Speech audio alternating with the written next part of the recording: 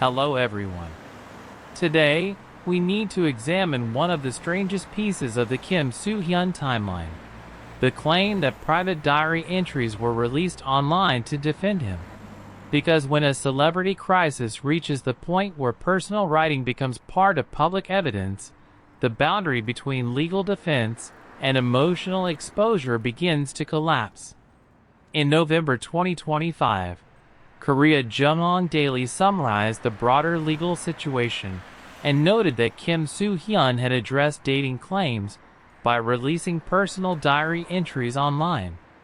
That detail stands out because it suggests an attempt to reconstruct a timeline from intimate material rather than from ordinary press statements.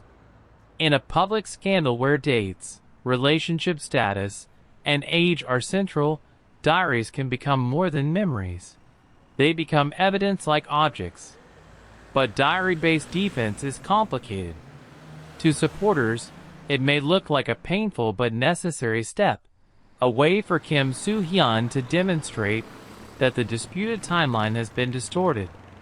To critics, it may seem selective, because any personal record released publicly is still curated by the side presenting it. That is why the diary detail did not end debate. It added another layer to it. This is where the controversy becomes less like a normal celebrity scandal and more like a battle over archives. One side points to family claims, alleged messages, recordings, or submitted evidence. The other side argues fabrication, manipulation, defamation, and legal violation. The public, meanwhile, becomes an unofficial jury reading fragments without the tools, authority, or complete record needed to resolve the case.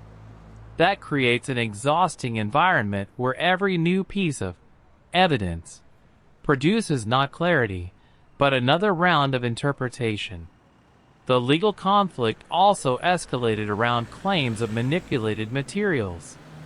Korean media reported that Kim Soo Hyun's side filed a 12 billion won lawsuit against Kim Soo Hyun's family for defamation and damages, and that he had publicly insisted KakaoTalk conversations presented by the family were fabricated.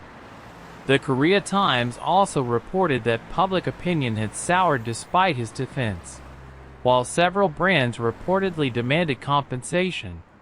What makes this so severe is the emotional imbalance of the case.